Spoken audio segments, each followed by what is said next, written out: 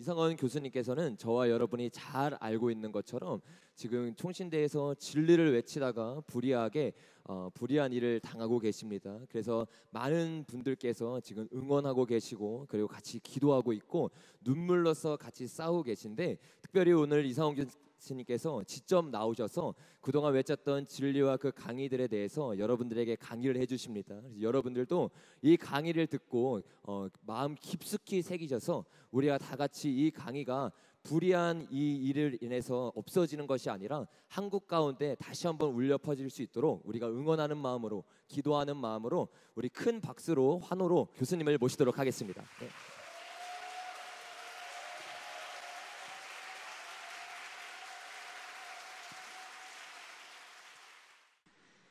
네, 먼저 아주 은혜로운 찬송 너무 감사드립니다. 네, 감사드리고,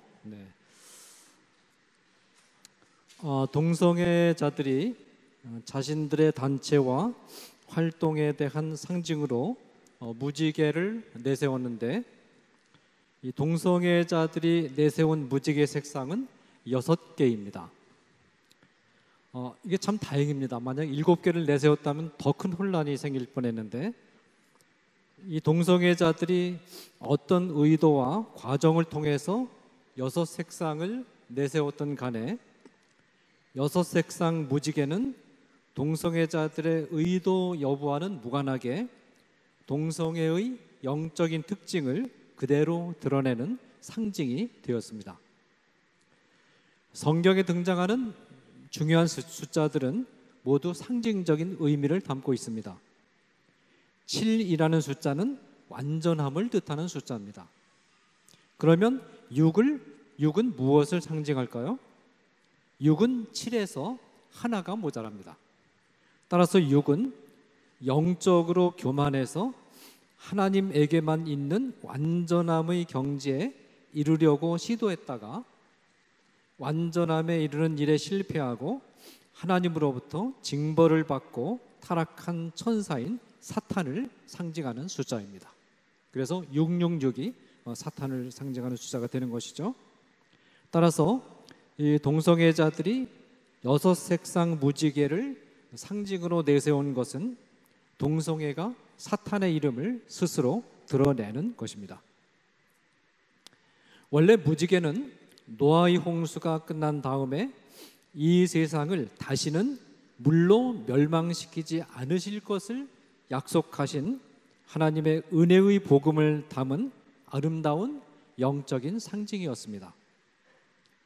이 아름다운 영적인 상징은 7색깔 무지개였습니다. 하나님이 주신 이 아름다운 상징이 동성애자들에 의해서 살짝 변형된 모습으로 사탄의 활동의 상징으로 전락해 버렸습니다. 지금은 무지개라는 말을 하면 동성애가 떠오르는데, 그렇다고 해서 우리가 무지개라는 용어를 사용하기를 회피하면 하나님이 주신 가장 소중한 상징들 가운데 하나를 영영 잃어버리게 되고 기독교계의 아름다운 유산이 소실이 됩니다. 따라서 기독교인들은 무지개의 진정한 의미를 지속적으로 말하면서 이 용어를 적극적으로 사용해서 이 용어를 우리의 것으로 되찾아 와야 됩니다. 바로 이것이 레인보우 리턴즈의 의미라고 생각합니다.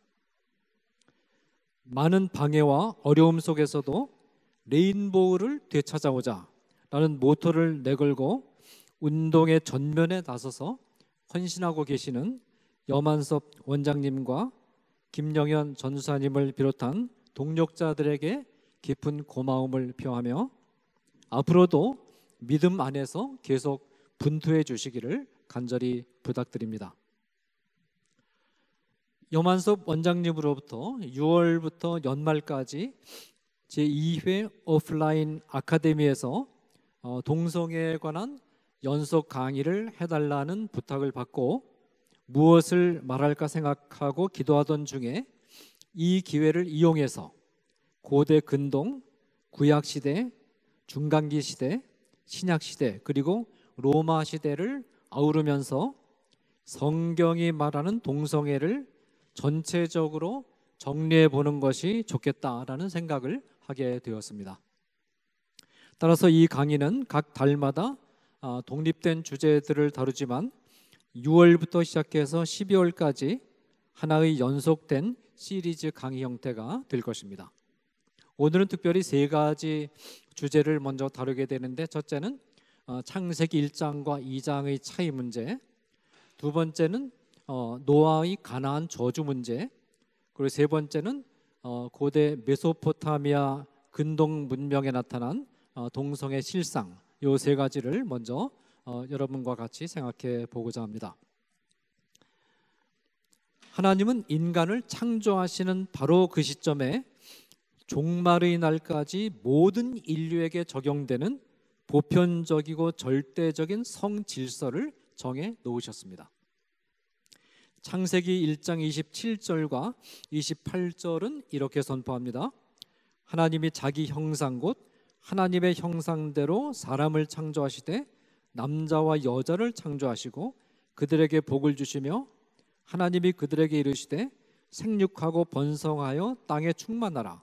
땅을 정복하라.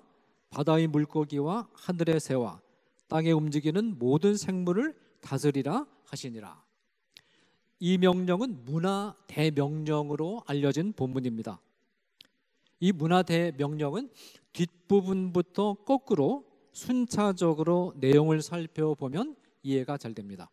첫째로, 하나님은 땅을 정복하는 임무, 곧 좀 더 구체적으로 말해서 바다와 하늘과 땅에 있는 모든 생물을 다스리는 임무를 아담과 하와에게 주셨습니다. 아담과 하와는 인류를 대표하는 입장에서 이 명령을 받았기 때문에 이 명령은 모든 인류에게 적용되는 명령입니다. 둘째로, 인간이 바다와 하늘과 땅에 있는 모든 생물을 다스리기 위해서는 생육하고 번성하여 땅에 충만해야 됩니다. 그런데 아담과 하와 둘의 힘만으로는 바다와 하늘과 땅에 있는 모든 생물을 다스릴 수가 없습니다. 아담과 하와는 자손을 낳아야 되고 계속해서 많은 후손들이 태어나서 생육하고 번성해서 땅을 채워야 됩니다. 셋째로, 문화 대명령을 수행하도록 하시기 위해서 하나님은 인류를 남자와 여자로 만드셨습니다. 자, 그런데 여기서 우리는 잠시 숨을 고르면서 창세기 27절에서 사용된 남자라는 용어와 여자라는 용어에 주목해야 됩니다. 우리말로 남자 혹은 여자로 번역되는 대표적인 히브리어 단어에는 두 유형이 있습니다. 두 그룹이 있습니다. 하나의 그룹은 이쉬는 남자거든요. 그리고 이쉬아는 여자입니다. 이쉬와 이쉬아가 있습니다. 제가 앞으로 이 맥락에서 이쉬와 이쉬아를 구별하기 위해서 계속 사용할 텐데 양해를 해주시기 바랍니다. 이 우리말로는 이쉬는 남자, 이쉬아는 여자로 번역이 됐습니다. 이 이쉬와 이쉬아는 몸과 영혼을 모두 포함하는 전인을 가리키는 용어입니다. 창세기 2장 22절에서 24절까지 우리말로 남자와 여자로 번역된 단어가 바로 이쉬와 이쉬아입니다. 이 맥락에서는, 창세기 2장의 맥락에서는 전인적인 삶 속에서 영위되는 남자와 여자의 관계가 중요한 주제로 다루어집니다. 그러면 이쉬와 이쉬아는 어떤 관계에 있을까요? 이쉬와 이쉬아는 존재론적 의미에서는 평등합니다. 이쉬와 이쉬아가 모두 하나님의 형상으로 창조되었기 때문입니다. 그러나 기능에 있어서는 여자 곧 이쉬아가 남자를 돕는 배필로 창조되었음을 말함으로써 이쉬아가 이쉬와의 이 두 관계가 동등한 관계가 아님을 성경은 분명히 말합니다. 이 점은 언어학적으로도 뒷받침을 받습니다. 그러니까 존재에 있어서는 평등하지만 기능에 있어서는 평등하지 않습니다. 언어학적으로 보면 남자를 의미하는 이쉬를 어간으로 해서 모음 하나가 붙어가지고 여자를 의미하는 이쉬아가 되었습니다. 이 점은 이쉬아를 따라서 언어학적으로 볼 때 이쉬라는 어간이 없으면 이쉬아가 나올 수가 없습니다. 이 점은 이쉬아가 지음받은 과정에서도 확인됩니다. 이쉬아는 이쉬의 갈비뼈를 재료로 해서 지음받았습니다. 이쉬의 갈비뼈를 빼고는 이쉬아의 지음받음을 생각할 수가 없습니다. 이와 같은 관계를 바탕으로 창세기 2장 24절은 아담과 하와 이후에 이쉬와 이쉬아의 관계를 이렇게 설정합니다. 이러므로 남자가 부모를 떠나 그의 아내와 합하여 둘이 한 몸을 이룰지로다. 아담과 하와에게는 육신의 부모가 존재하지 않으나 아담과 하와 이후에 태어나는 사람들에게는 육신의 부모가 존재합니다.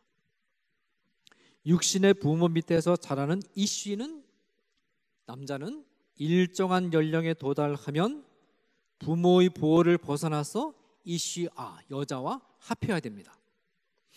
이 합하다는 표현, 이 표현은 이쉬와 이쉬아의 두 몸이 하나로 융합되어 가지고 신체적으로 남성성과 여성성을 모두 가진 하나의 몸이 된다는 뜻으로 이해해서는 안 됩니다.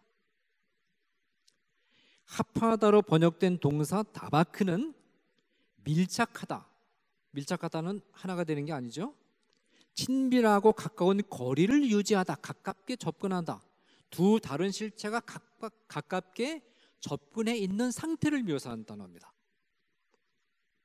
다바크는 서로 독립되어 있는 두 객체가 근접해서 가까이 있는 것을 묘사하는 단어입니다.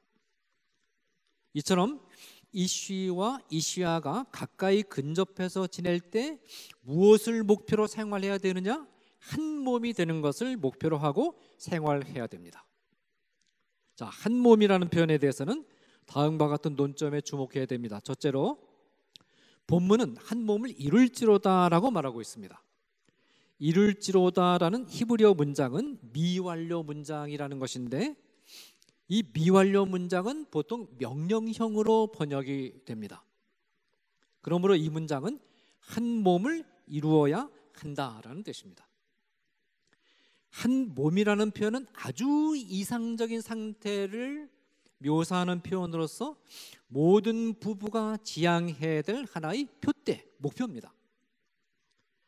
현실 속에서 진정한 의미의 한 몸에 도달한 부부는 거의 없습니다. 이쉬와 이쉬아가 부모를 떠나 부부가 되면 바로 한 몸이 되는 것이 아닙니다.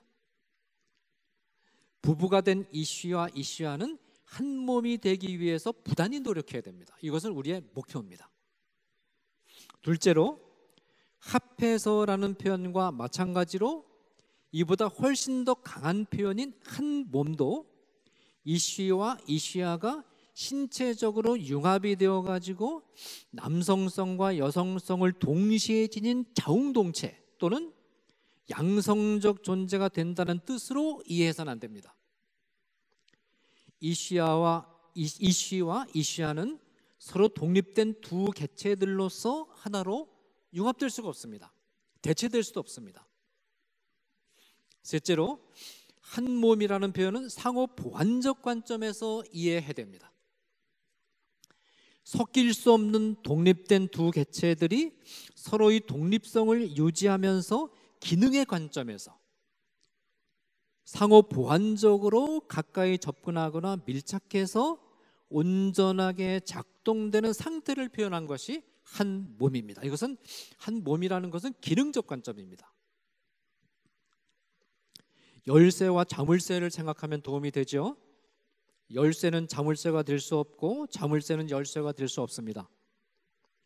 열쇠 하나만 가지고는 기능을 발휘할 수 없고 자물쇠 하나만으로도 기능을 발휘할 수가 없습니다. 그러나 기능에 있어서 불완전하다는 말은 이쉬와 이쉬아는 존재에 있어서는 그 자체로 완전하고 아름다운 존재라는 점을 부인하는 것은 아닙니다. 존재에 있어서 이쉬 남자, 존재에 있어서 여자는 그 자체로 완전하고 아름다운 존재입니다. 그러나 기능에 있어서는 상호 보완적인 존재다라는 것입니다. 넷째로 성경에서 몸, 이것이 이제 히브리어는 바사르로 되어 있고 헬라어로는 룹소마로 되어 있는데, 이 몸이라는 단어는 대부분의 문맥에서 단지 신체만을 가리키는 용어로 사용되는 일이 없고, 몸을 가지고 이 안엔 영혼도 포함이 됩니다. 몸과 영혼이 어우러져서 그 몸을 가지고 현세 안에서 영위하는 삶 전체를 뜻하는 용어로 사용되는 것이 통례입니다. 그래서 이 바사르라는 히브리어는 관계라는 의미가 그 안에 또 들어 있습니다. 이 본문에서 말하는 한 몸은 이쉬와 이쉬아가 생각, 행동, 생활에 있어서 서로의 독특성을 가지고 서로 보완해 가면서 균열됨이 없이 조화를 이루고 살아가는 모습을 표현한 것입니다. 자, 우리말로 남자와 여자로 번역되는 또 하나의 그룹이 있는데, 그것은 자카르는 남자입니다. 우리말로 남자로 번역이 됐습니다. 자카르이고 다른 하나는 니케마, 여자입니다. 우리말로는 똑같은데 히브리어로는 완전히 다릅니다. 창세기 1장 27절에는 바로 자카르와 니케마가 사용됐습니다.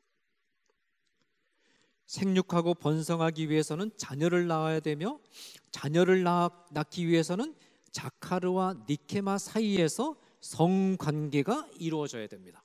이 성관계를 전제할 때는 자카르와 니케마가 사용됐습니다. 영혼을 포함한 인간의 삶 전체를 묘사할 때 이쉬와 이쉬아를 사용한 모세는 성적 존재로서의 인간을 묘사할 때는 자카르와 니케마를 사용합니다. 정확히 이 자카르와 니케마는 인간과 영혼이 없는 다른 동물에게 공통적으로 사용되는 단어입니다. 그러니까 정확하게 번역하면 자카르는 수컷이라고 번역해야 되고, 니케마는 암컷이라고 번역할 수가 있습니다. 이 단어들은 영혼을 가리키는 것이 아니고 신체 구조를 가리키는 표현입니다. 주로 신체 구조에 초점을 맞춘 표현입니다. 성적 존재로서의 인간을 묘사할 때 자카르와 니케마를 사용했다는 것은 인간의 경우도 다른 동물처럼 성 정체성이나 성별을 결정할 때 영혼을 고려하지 않고 순전히 생물학적인 신체 구조만으로 결정해야 된다라는 뜻입니다. 이것이 성경입니다. 따라서 창세기 1장 2절은 젠더 이론을 거부합니다.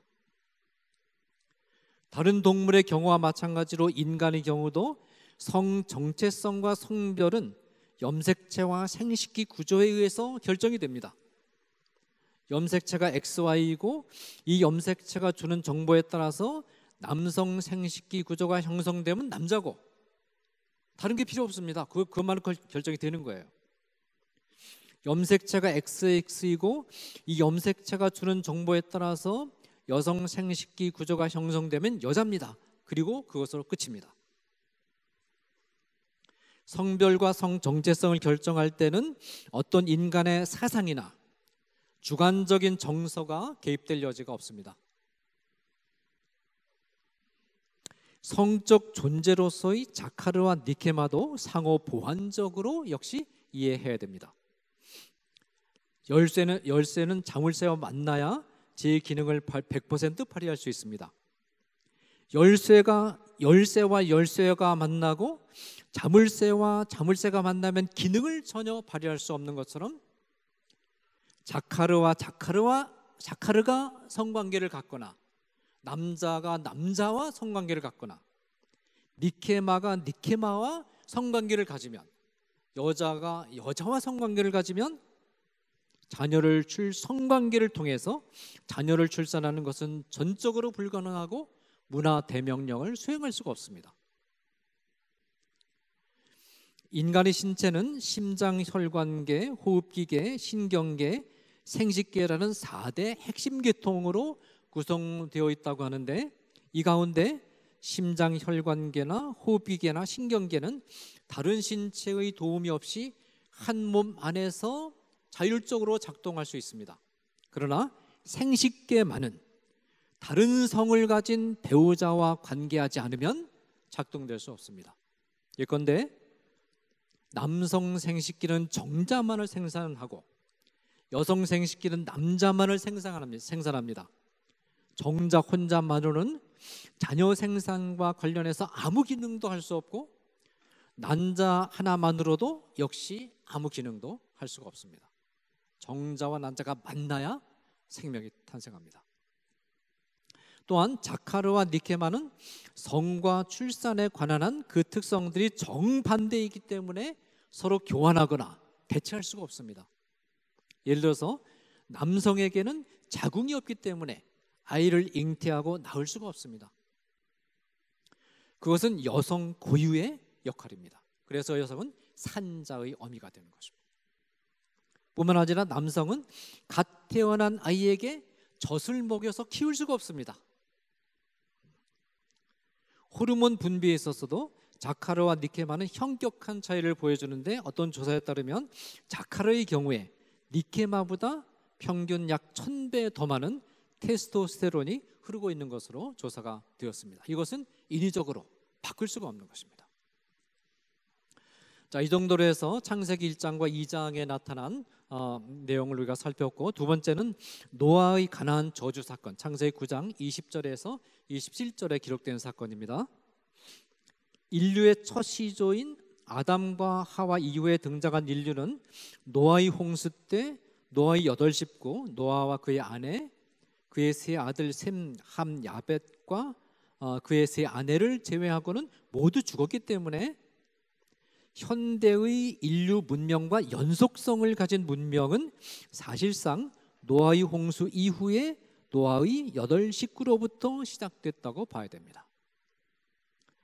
좀 더 구체적으로 좁혀서 말한다면 역사상 가장 오래된 집단 문명권인 수메르 문명, 즉 메소포타미아 문명, 그리고 이집트 문명은 노아의 8식구에게서 시작된 것입니다.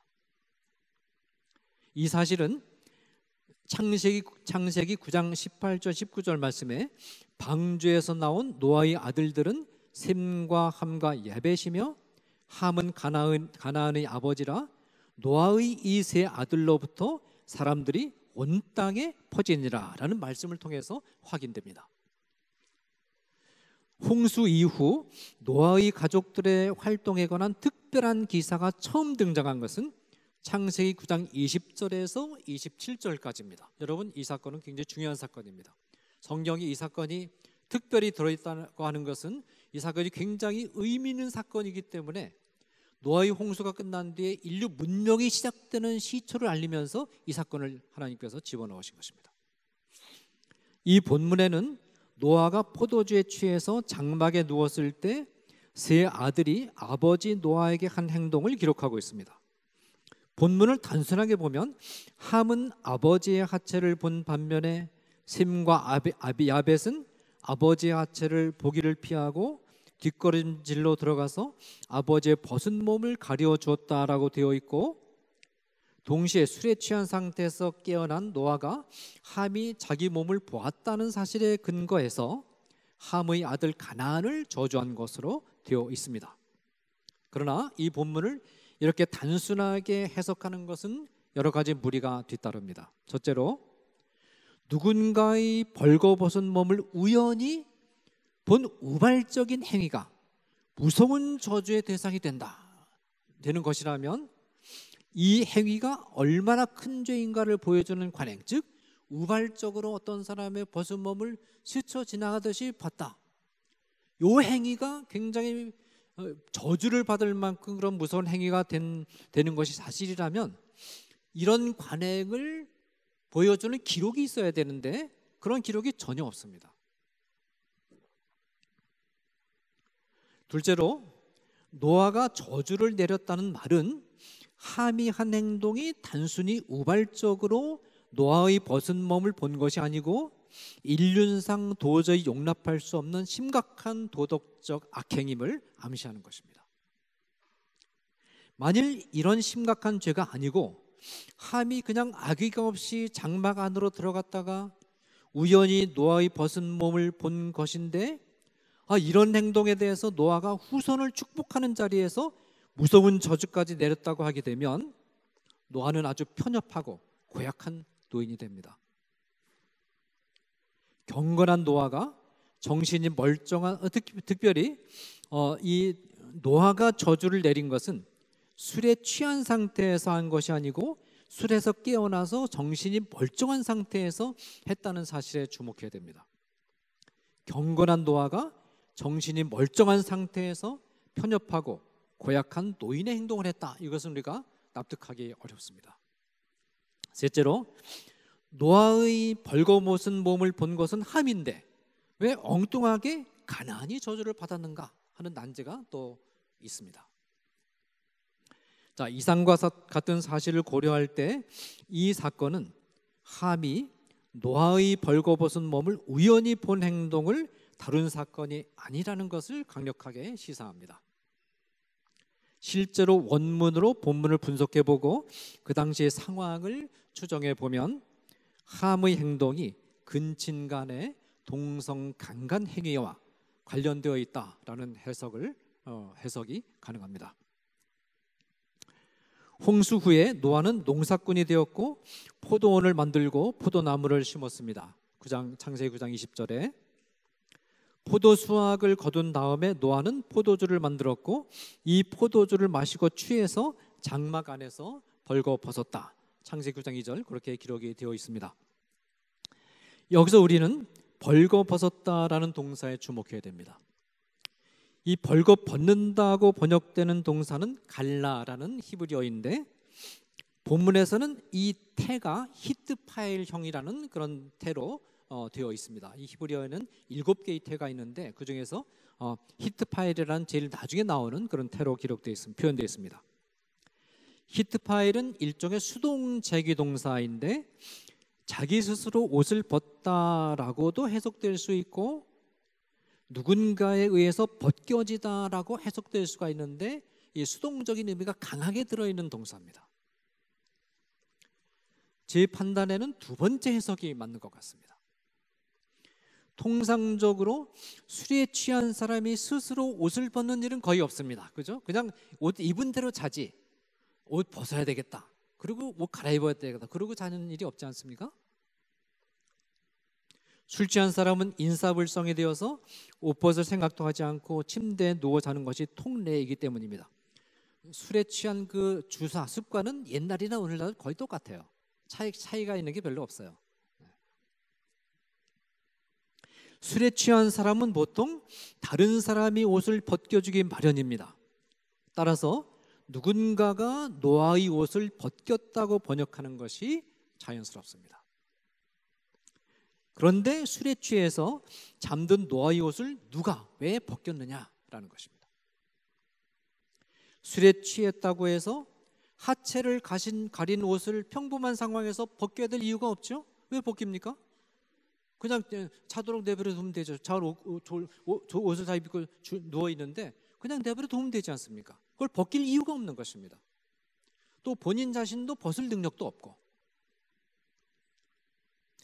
게다가 누군가가 노아의 옷을 벗겼다면 당연히 벗긴 부분을 담요 등으로 가려주거나 다른 옷을 입혀주는 것이 상식 아니겠습니까?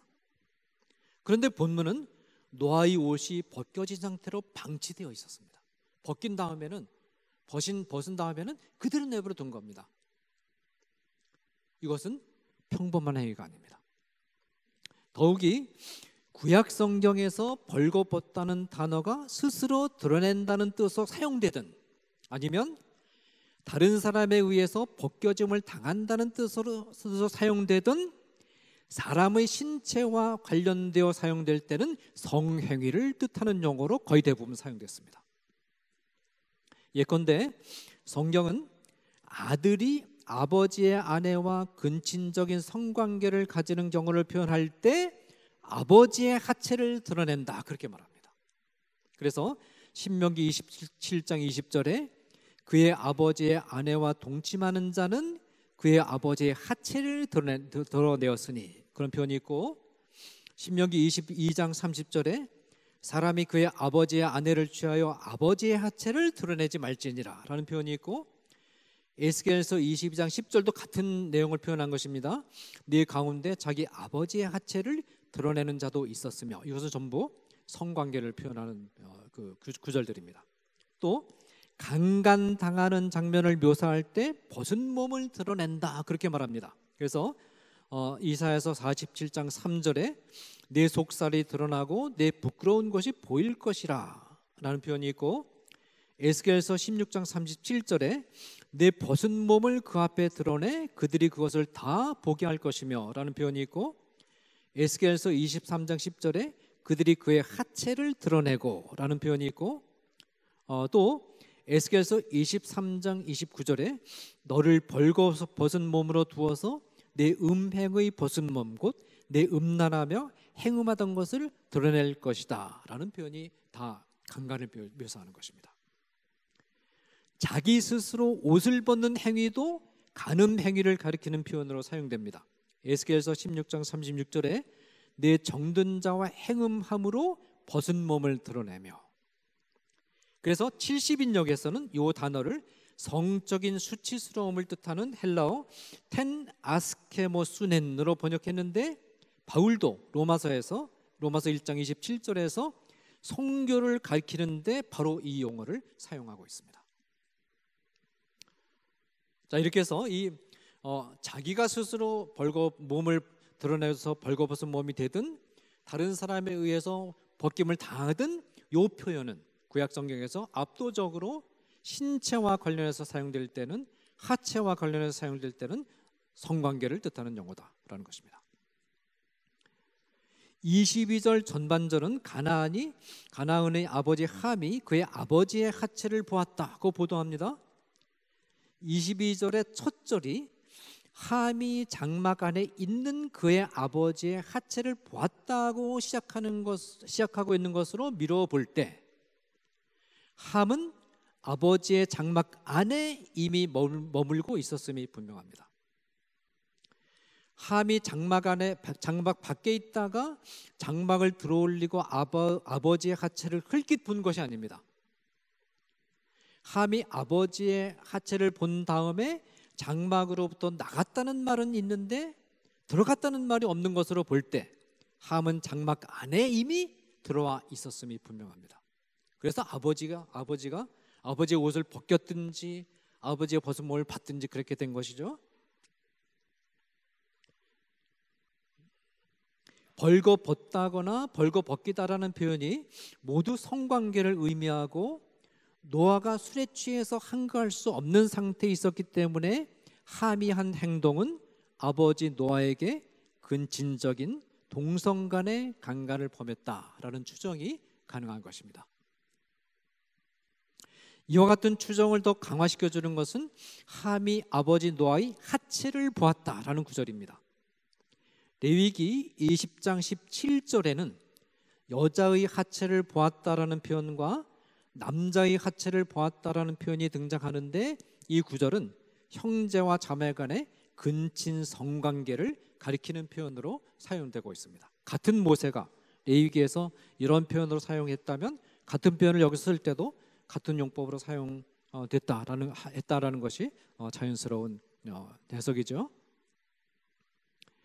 22절의 다음 구절은 밖으로 나가서 그의 두 형제에게 알림해라는 것입니다. 여러분, 이런 구절들이 그냥 평범하게 읽지만 이게 평범한 게 아니에요. 이상한 겁니다. 이 구절도 함이 우연히 아버지 노아의 벗은 몸을 본 것이라면 납득이 안 됩니다.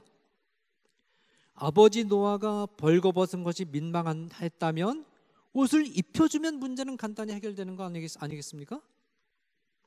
그런데 함은 옷을 입히지 않았습니다. 입혀줬다는 기록이 없어요. 오히려 그냥 벗은 채로 내버려 두고 나와서 두 형제에게 의도적으로 그 사실을 알렸습니다. 이 행위는 단순하게 아버지 노아가 벌거벗은 채로 장막 안에 있다는 정보를 전달하는 것으로만 보기는 어렵습니다. 아버지 노아가 깨어난 후에 바로 세 아들에 대해서 축복과 저주를 담긴 미래 예고를 했다는 사실로 미뤄볼 때 함도 상속과 관련된 운명을 결정하는 미래 예고가 곧 올 것을 예상하고 있었다라고 추정할 수 있습니다. 그런데 함은 막내이기 때문에 상속과 관련해서는 매우 불리한 위치에 있었습니다. 아마도 함은 어떤 형태로든 상속권을 빼앗아 오려는 마음을 품었을 것입니다. 이 마음이 비뚤어져서 아버지 노아에 대해서 근친적인 동성 간의 간음을 범하도록 이끌었다라는 추정이 가능합니다. 다음 섹션에서 살펴보겠지만 고대 근동에서 삽입하는 입장에서 남성 동성애를 행하는 것은 상대방을 지배하고 장악하고 있음을 보여주는 증표로 해석이 되었습니다. 아마도 함은 아버지와 형들의 권위를 박탈하고 족장인 아버지를 계승하는 권리를 차지하기 위해서 아버지를 겁탈하고 그 사실을 일부러 형들에게 알려서 형들에게 도전을 한 것이 아닌가, 그런 추정이 가능합니다. 함의 말을 들은 셈과 야벳은 옷을 가져다가 자기들의 어깨에 메고 뒷걸음질 쳐 들어가서 아버지의 하체를 덮었고 얼굴을 돌이켜서 아버지의 하체를 보지 않았습니다. 창세기 9장 23절. 셈과 야벳이 가지고 들어온 옷은 몸을 두르는 외투를 가리키는 것인데 이 단어 앞에 정관사를 붙여서 그 옷이라고 표현했습니다. 이 말은 이 옷이 노아 자신이 입고 있던 옷이란 뜻입니다. 문제는 왜 이 옷이 장막 밖에 있었는가 하는 것입니다. 아마도 노아는 술을 마시고 취하고 장막에 들어갈 때까지는 외투를 입고 있었음이 분명합니다. 옷을 벗을 이유가 없어요. 그런데 본문은 노아의 외투가 밖에 나와 있는 것으로 되어 있기 때문에 누군가가 외투를 밖으로 가지고 나왔음이 분명합니다. 누가 외투를 가지고 나왔겠습니까? 장막 안에 있던 함이 노아와 성관계를 가진 다음 성관계를 가진 증거로서 외투를 가지고 나왔다고 보는 것이 합리적인 추정입니다. 만약에 성관계를 가지지 않았다면 외투를 가지고 덮어줘야 되겠죠. 셈과 야벳은 노아의 외투를 가지고 들어가서 노아의 하체를 덮어줄 때 노아의 하체를 보지 않으려고 굉장히 조심스럽게 행동합니다. 이들은 뒷걸음질로 들어갔고 아버지의 하체를 덮을 때도 얼굴을 돌려서 보지 않으려고 굉장히 조심스럽게 행동합니다. 셈과 야벳이 이렇게 조심스럽게 행동한 것은 하체를 본다라는 말이 지닌 부도덕한 성적 이 말이 부도덕한 성적 일탈을 가리킨다는 사실을 이미 알고 있었기 때문에 그렇게 조심한 것이다 라는 추정이 가능합니다. 마침내 노아가 술에서 깨어난 후에 함이 자기에게 한 일을 알게 되었습니다. 창세기 9장 24절. 술에서 깨어난 노아는 가나안에게 무서운 저주를 내립니다. 가나안은 저주를 받아 그의 형제들의 종이 되기를 원하노라. 이 저주의 내용은 두 가지입니다. 이 두 가지 저주의 내용도 함이 아버지 노아에 대해서 성행위를 했다는 추정을 뒷받침해 줍니다. 노아는 가나안을 저주했습니다. 행동을 한 당사자는 함인데 왜 가나안이 저주를 받았을까요? 함이 노아와 더불어 성관계를 가진 것은 자녀 출산과 관련이 있는 정액을 가지고 나쁜 짓을 한 것이기 때문에 함의 자녀인 가나안에게 벌을 내린 것이다 라고 해석할 수 있습니다. 또 하나의 저주는 가나안의 형제들 종이 되는 것입니다. 이 저주는 야벳의 미래 예고를 할 때 한 번 더 나옵니다. 가나안은 그의 종이 되게 하시기를 원하노라. 창세기 9장 27절. 함이 셈과 야벳을 누르고 상속권을 빼앗으려고 한 행동에 대해서 너 좀 혼 좀 나봐라 하고 노아는 거꾸로 함이 셈과 야벳의 종이 되어버리는 그런 벌을 내린 것입니다. 여러분, 이 사건은 보통 사건이 아닙니다. 그래서 성경에 이렇게 기록이 된 것입니다.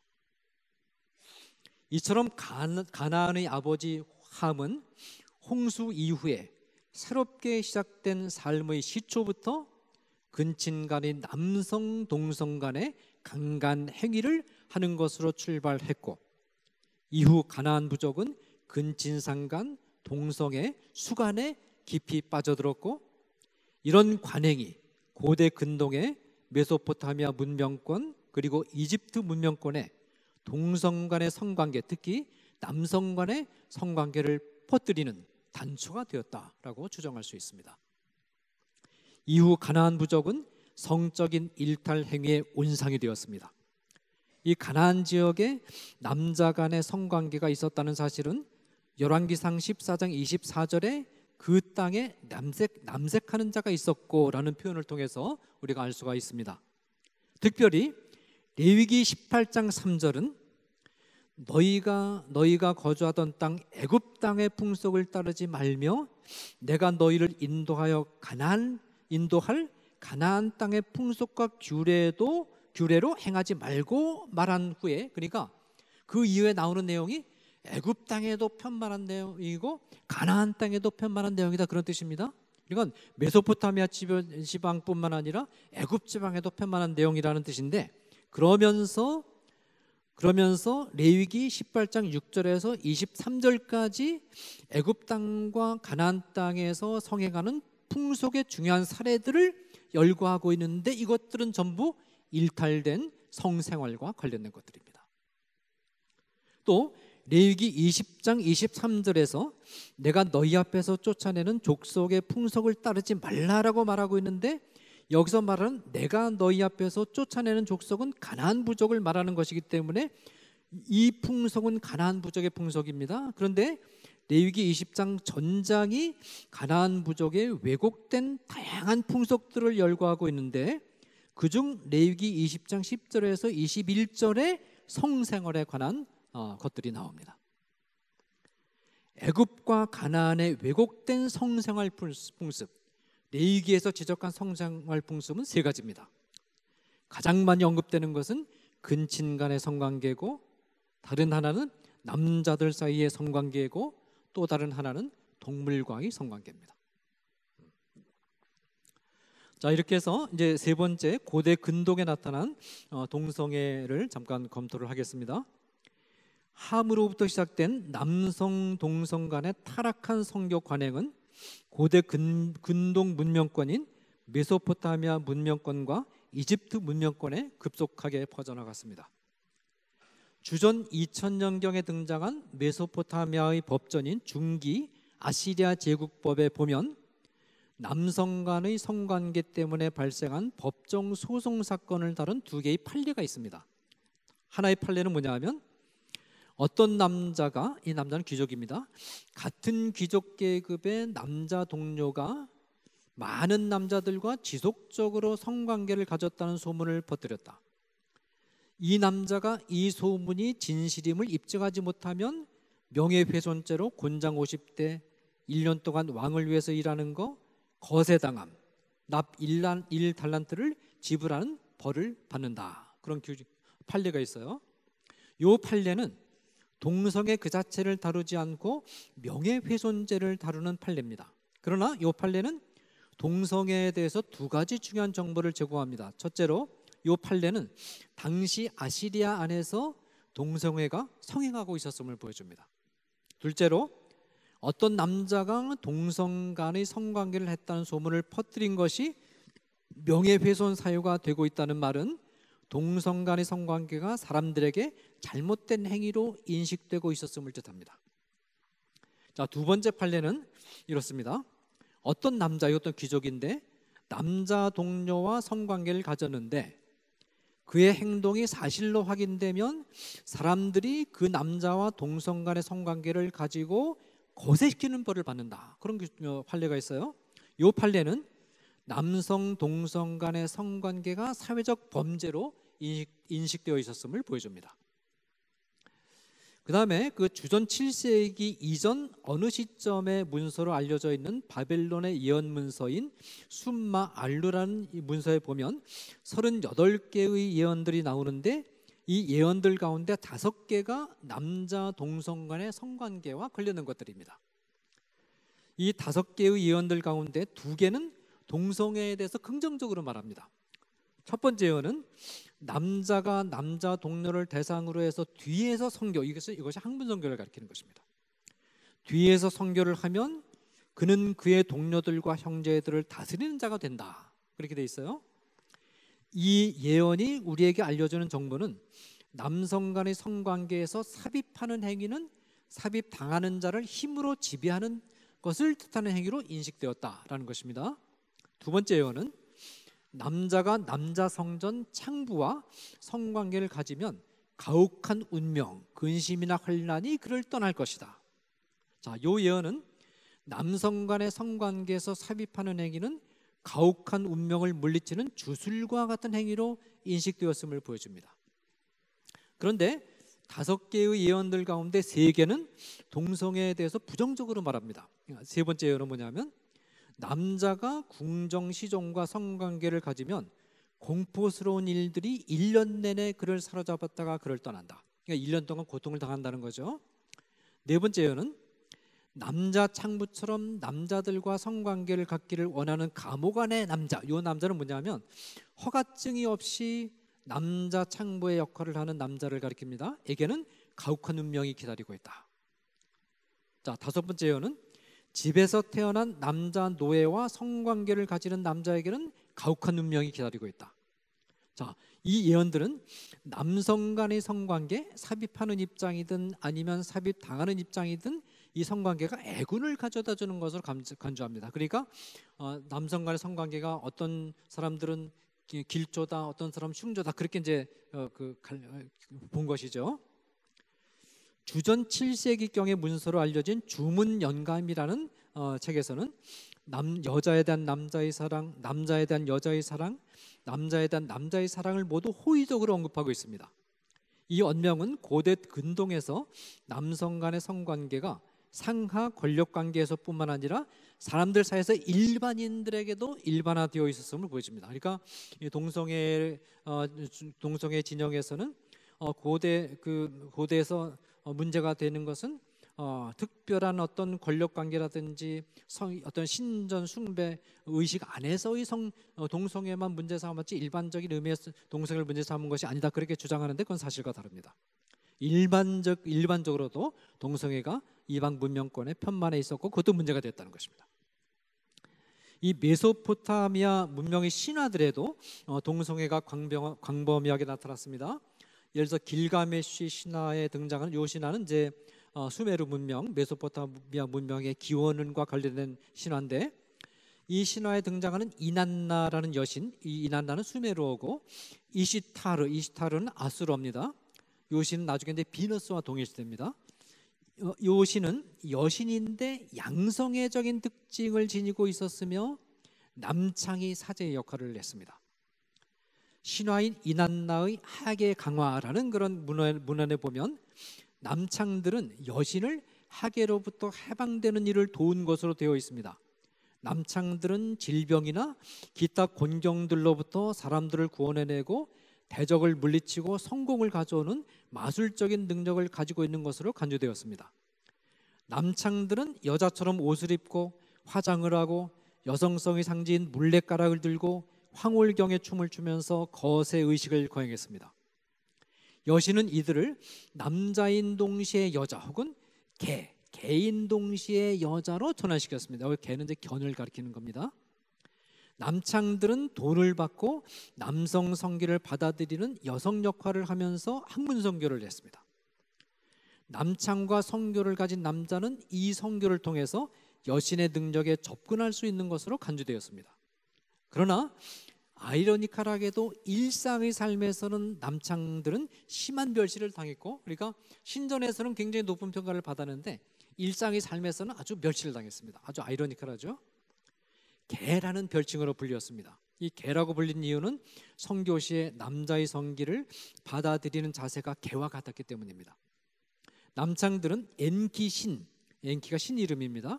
신이 손톱 밑에 있는 때를 재료로 해서 지음받은 것으로 폄하되고 깨어진 항아리의 비유가 되었습니다. 남창들은 도시의 쟁기, 이 도시의 쟁기는 남근을 상징합니다. 도시의 쟁기를 가지고 얻은 빵을 먹고 살고 도시의 하수구에서 물을 마시고 술 주정뱅이와 목마른 자들로부터 뺨 때림을 당하는 자들로 간주가 되었습니다. 고대 이집트에서도 동성애가 언급되고 있습니다. 고대 이집트의 관문 카핀 텍스트라고 관에 들어있는 문서를 가리킵니다. 이 관문서들에 보면 남자 신들을 포함해서 신들이 태양신 레의 음경을 삼킬 것이라는 표현이 등장하는데, 이는 남성 간의 성관계를 묘사한 것입니다. 또 땅신 갭의 음경은 그의 상속자이자 아들의 두 엉덩이 사이에 있다라는 묘사가 나오는데, 이 묘사는 남성 간의 성행위를 가리킵니다.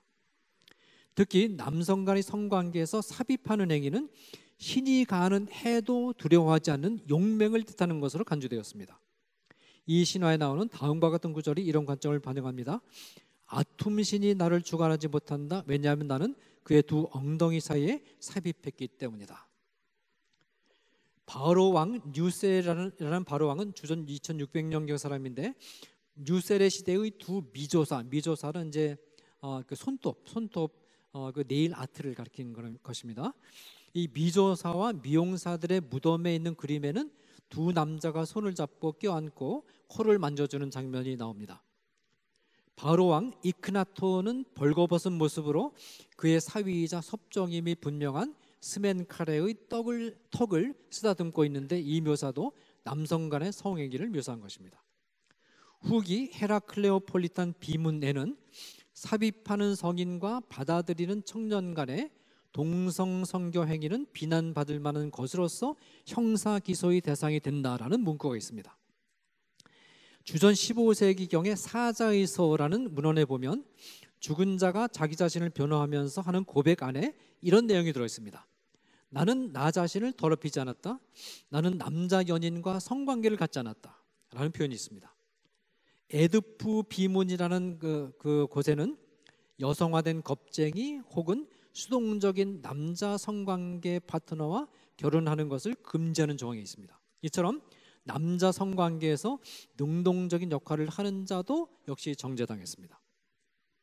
호르스와 셋의 신화, 이게 주전 1160년경에 등장한 문헌이라고 보는데, 에 보면 호르스와의 동성관계에서 남자의 역할을 한 셋은 호르스가 잠든 사이에 호르스의 두 엉덩이 사이에 사정을 했고, 이때 신들이 크게 비명을 지르고 트림을 하면서 호르스의 얼굴에 침을 뱉었다라는 기록이 있습니다.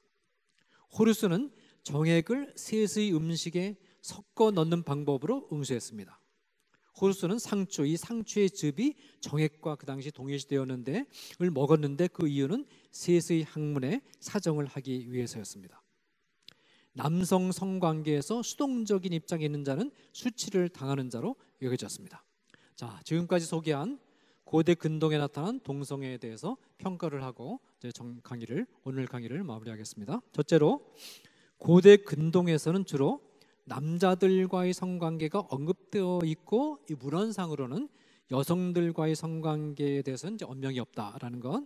둘째로, 남자들과의 관계에서 일반적인 성관계가 나타났습니다. 그런 중에도 특별히 권력을 가진 남자들이 자기 권력 밑에 있는 남자들과 성관계를 가진 일이 빈번하게 일어났습니다.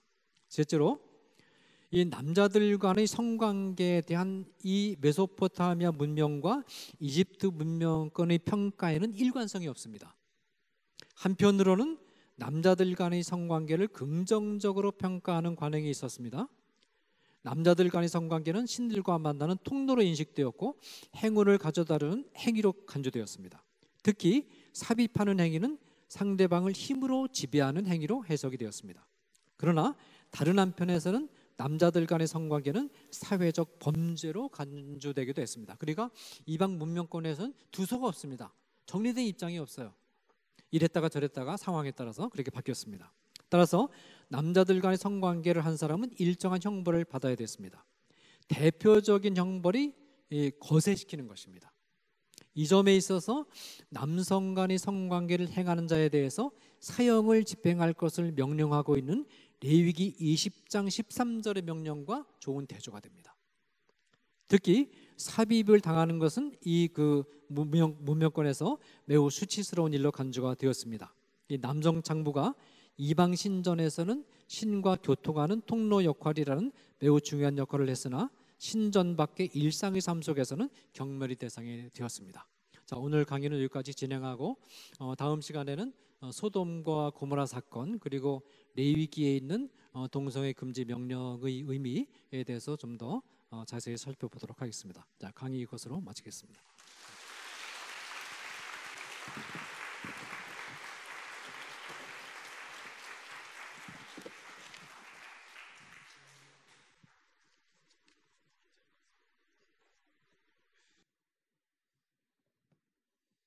우리 다시 한번 강의해 주신 이성훈 교수께 큰 박수로 우리 해주시면 감사하겠습니다. 네. 네. 네. 네. 굉장히 여러분 뜻깊은 강의였죠, 그렇죠? 저와 여러분이 이렇게 쉽게 접할 수 없는 그런 귀한 강의였는데, 저는 지금 신학교를 다시 한국에 와서 다니고 있어요. 근데 제가 외국에서도 신학교를 다녔지만 이렇게 동성애에 대해서 세세하게 가르치는 강의는 신학교 내에서도 찾아보기가 쉽지 않습니다. 특별히 제가 신학교에서 배운 외국 신학교에서 배웠던 내용들은 어떠한 내용이었냐면 차별금지법이 통과돼야 된다. 그리고 동성애자들을 사랑해줘야 되고 그들을 옹호해야 된다는 그런 가르침을 신학교 내에서도 가르침을 받고 있습니다. 여러분 이게 제가 실제적인 증인이고 산 증인이고 이런 일들이 현대 신학교 내에서 자유주의 신학자들로 인해서 이렇게 퍼지고 있는 것이 오늘날 신학교의 현실이에요. 이런 현실 가운데서도 거기에 굴하지 않고 끝까지 성경에서 동성애가 어떻게 발전되었고 그리고 이 동성애를 성경에서 어떻게 죄로 여기고 있는가를 설명하고 가르쳤던 분이 바로 우리 오늘 가르침을 주셨던 이상원 교수님입니다. 그래서 이 이상원 교수님의 이 수업이 총신대뿐만 아니라 여러 신학교에서 울려 퍼져야 할 줄로 믿습니다. 그래서 이 시간에 우리가 잠깐 쉬는 시간을 갖기 전에 짧게 이상원 교수님을 위해서 그리고 이 강의가 한국 신학교 가운데 그리고 열방의 신학교 가운데 다시 한번 울려 퍼져서 신학교가 하나님의 말씀을 대적하는 것이 아니라 자유주의 신학으로 인해서 죄라고 말 못하고 선을 선이라도 말 못하는 신학교가 되는 것이 아니라 선을 선이라 악을 악이라 말하는 신학교가 되게 하여 주시옵소서. 그리고 그런 용기를 가진 교수님들이 다시 한번 일어나게 하여 주시옵소서. 마지막으로 그런 신학생들이 일어나서 다시 한번 한국교회와 열방교회를 살리게 하여 주시옵소서라는 기도 제목을 붙잡고 우리가 주여 크게 3번 외치고 짧게 주님 앞에 기도하며 나아가겠습니다. 같이 기도하겠습니다. 주여, 주여, 주여. 하나님 우리가 귀한 신학교의 강의를 들었습니다. 진리를 진리되게 외치고 성경에서 말하고 있는 죄악이 무엇이고 동성애가 무엇인지 정확하게 볼 수 있는 귀한 시간이 되었습니다. 하나님 안타까운 것은 이런 귀한 신학 강의가 신학교 내에서 울려 퍼져야 되는데 더 이상 울려 퍼질 수 없는 것이 오늘날 신학교의 현실이라는 것입니다. 주님 신학교에서는 자유주의 신학이 울려 퍼지고 있습니다. 아무것도 모르는 신학생들은 이것이 대세인 줄 알고 이것이 제대로 된 신학인 줄 알고 끄덕거리며 배우고 있는 것이 현실입니다. 하나님 자유주의 신학을 분별할 수 있는 눈을 우리에게 허락하여 주시옵소서. 그래서 모두가 아니라고 말할 때 예라고 말할 수 있는 용기 있는 신학생들이 일어나게 하여 주시고 용기 있는 교수님들이 일어나게 하여 주시옵소서. 모든 자유주의 신학이 아니라 말할 때 우리는 이 자리에 서서 예라고 외치기를 원합니다. 하나님 그런 용기 있는 신학자, 그런 용기 있는 신학생, 그런 용기 있는 성도들이 이 시간 일어나게 하여 주시옵소서. 우리가 마지막으로 주여 3번 외치고 이상원 교수님을 위해서 같이 합심하여 기도하겠습니다. 주여, 주여, 주여. 주님 그동안 꿋꿋이 누가 뭐라 해도 진리를 외쳤던 이상원 교수님을 기억하여 주시옵소서. 모든 자유주의 신학이 신학을 덮고 있을 때 거기에 굴하지 않고 꿋꿋이 주님의 진리를 외쳤습니다. 있는 그대로 성경과 역사를 가르쳤습니다. 하나님 이제 마지막이 다가왔는데 이 마지막에 유종의 길을 걷게 하시고 축복받으며 신학길을 은퇴하게 하여 주시옵소서. 그리고 그동안 외쳐왔던 모든 진리들이 하나님 수많은 신학생을 통해서 수많은 믿음의 후배들을 통해서 이 진리들이 이어가게 하여 주시옵소서. 아버지, 우리들이 끝까지 기도하겠습니다. 신학교를 위해 기도하고 교회를 위해 기도하겠습니다. 아버지, 이성훈 교수님의 뒤를 잇는 훌륭한 신학자들이 일어나게 하여 주시옵소서. 수많은 꿈나물들이 이러한 진리를 듣고 올바른 가르침을 교회에 가르치는 그런 제자들이 일어나게 하여 주시옵소서. 그런 제자들이 일어나게 하여 주시옵소서. 하나님 감사합니다. 오늘 우리가 귀한 강의를 듣고 주님, 이러한 강의들이 아직도 신학교 내에 있다는 것을 깨닫게 하시니 감사합니다. 주님, 우리가 신학교의 현실을 볼 때, 자유주의자들의 현실을 볼 때 낙심이 되고 좌절이 되지만, 그런 상황과 그런 쓰나미가 몰려칠 때도 꿋꿋이 나홀로 진리를 외쳤던 그런 귀한 믿음의 선조들이 있었기 때문에 오늘날까지 신학교가 있고, 오늘날까지 교회가 있고, 오늘날까지 대한민국이 있을 수 있게 된 것입니다. 하나님, 이제 이러한 진리를 외칠 수 없을 수도 있는 변곡점에 한국교회가 놓여 있습니다. 하나님, 이런 상황 가운데 우리가 포기하고 낙심하는 것이 아니라 끝까지 진리를 외치고 끝까지 목소리를 내어서 진리를 외칠 수 있는 자리를 지키기를 원합니다. 주님, 그렇게 될 수 있도록 주님이 역사하여 주시옵소서. 그렇게 일하실 주님을 기대하며 예수 그리스도의 이름으로 기도드렸습니다. 아멘.